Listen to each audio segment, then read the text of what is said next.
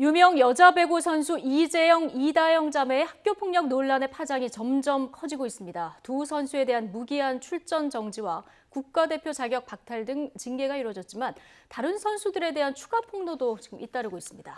체육계의 학교폭력 악순환 어떻게 끊을 수 있을까요? 관련 내용 YTN 스포츠부 취재기자와 함께 좀 더 깊이 들여다보겠습니다. 스포츠부 조성호 기자 나와 있습니다. 어서 오세요. 네, 어서 오십시오. 어제 쌍둥이 자매에 대해서 무기한 출전 정지 징계가 내려졌는데요. 이 적절한 징계로 볼 수 있는 건지 어떤 의견들이 나옵니까? 징계가 적정한지는 받아들이기 나름일 것 같습니다. 예. 일단 흥국생명은 오늘 저녁 7시에 IBK 기업은행과 인천 계양체육관에서 맞대결을 펼치는데요. 예. 이 경기에 이재영, 이다영 자매는 출전하지 않습니다. 이 경기 시작으로 이번 시즌 남은 7경기에서 모습을 볼 수 없습니다. 흥국생명이 6개 팀 가운데 선두를 달리고 있지만 주전 공격수와 세터 없이 힘겨운 순위 싸움을 하게 됐습니다.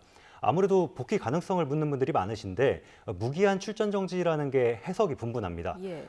구단은 완전한 회복을 강조하고 있는데요. 학교 폭력 피해자들의 용서와 자매의 반성, 그리고 배구 팬들이 다시 받아줄 수 있냐가 전부 포함된 거로 보입니다. 하지만 팀 성적이 다급하면 여론이 잠잠해지길 기다렸다가 복귀시킬 수 있는 여지도 남아있는 게 사실입니다. 네, 말씀하신 대로 무기한이라는 게 10년, 20년 이렇지 않다 보니까 또 언제 여론 잠잠해지면 다시 복귀를 시도하려는 거 아니냐 이런 해석도 나오고 있는데 이 두 선수가 소속팀은 물론이고 국가대표팀에서도 상당히 주축으로 활약을 했습니다. 그런데 태극 마크도 이제 박탈을 당한 거죠. 네, 프로배구연맹은 별도의 징계를 추진하지는 않기로 했습니다. 그런데 아마추어 선수들과 국가대표팀을 관장하는 것은 대한배구협회거든요. 네. 협회가 좀 발빠르게 대응을 했습니다. 어제 입장문을 내고 학교폭력 가해자는 국가대표 선발에서 제외한다고 밝혔습니다. 이뿐만 아니라 올림픽 정신을 지킬 수 있는 지도자와 선수만을 국가대표팀에 선발하겠다고도 했습니다. 이건 이재영, 이다영 자매 말고도 모든 학교폭력 전력이 있는 남녀 배구 선수에 적용됩니다. 그래서 말씀드리자면은 쌍둥이 자매는 오는 7월 네. 물론 개최는 불투명하지만 도쿄올림픽 본선 무대에 서지 못합니다. 예. 쌍둥이 자매가 대표팀 주축 선수로 도쿄올림픽 본선 진출을 이끌었는데 당장 전력 손실을 감수하더라도 장기적으로 이런 논란이 재발하는 것을 막겠다는 의지가 좀 엿보입니다. 네. 여기에 배구협회는 지난해 배구인의 밤 행사에서 두 딸을 최고의 선수로 키웠다는 이유로 이제 어머니 88 올림픽 배구 국가대표 출신 김경희 씨에게 준 장한 어버이상도 취소하기로 결정했습니다. 예. 피해자에게는 평생의 상처이기 때문에 학교폭력 문제 이렇게 강한 대응이 나오는 이런 걸로 좀 이해를 할 수밖에 없는데 장기적으로 보면은 지금 국가대표팀의 지도자로서도 활동할 수 없게 되는 겁니까? 네, 그렇습니다. 아까 보여드렸던 그 배구협회 발표 관련 그래픽 다시 한번 보실 텐데요. 저는 이 부분은 상당히 의미가 있다고 보입니다. 학교폭력 가해 사실이 확인된 경우에 국가대표팀을 이끌 수 없다는 게 일종의 학교폭력 예방 대책이 될 수도 있어 보이는데요. 당장 쌍둥이 자매를 떠나서 앞으로 지도자를 꿈꾸는 배구 선수, 나아가서는 학생 선수들에게 그런 행위를 하면 진로의 폭이 좁아진다거나 미래가 보장되지 않는다는 경고가 될 수 있는 거죠. 예. 메시지가 될 수 있다는 거죠. 예, 그렇습니다.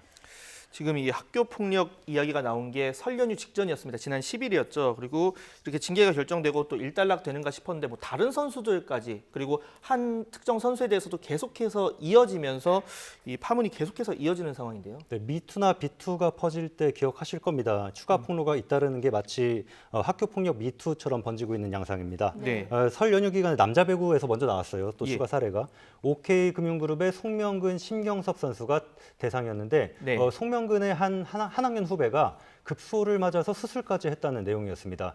두 선수는 자숙하는 의미에서 시즌 잔여 경기에 나서지 않기로 했습니다.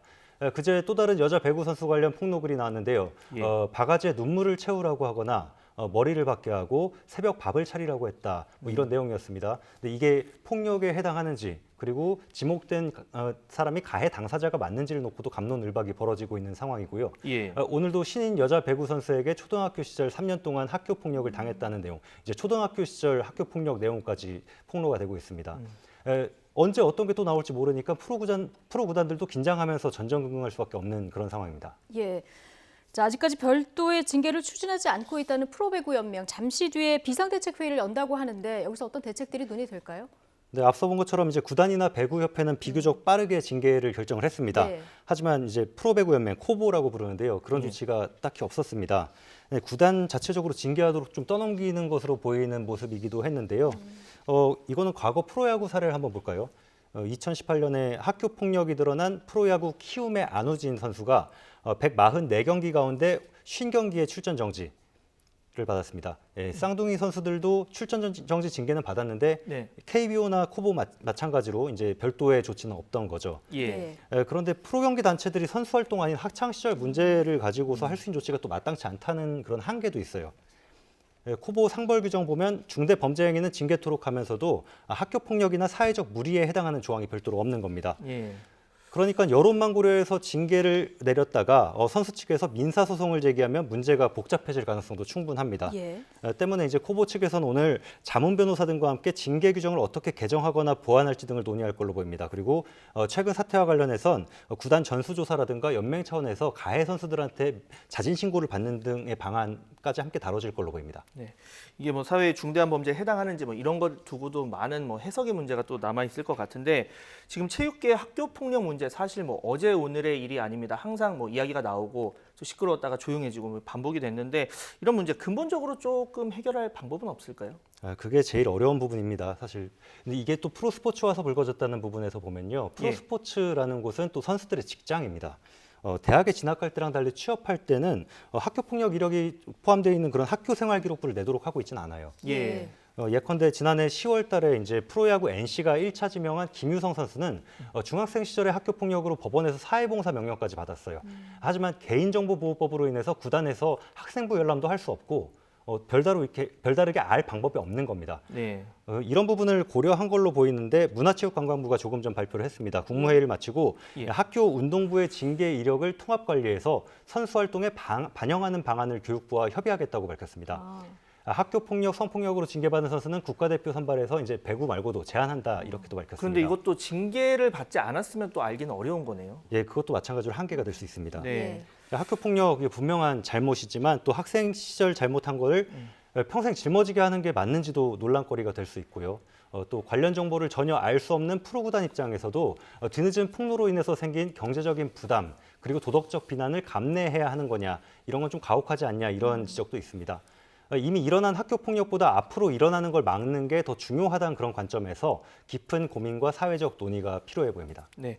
이번 건에 대해서는 뭐 피해 당사자가 받아들일 수 있는 진정한 사과와 반성이 필요하겠고 앞으로 장기적으로 제도적으로 어떻게 좀 보완할지는 더 지켜봐야 할 것 같습니다. 지금까지 스포츠부 조성호 기자와 함께했습니다. 수고하셨습니다.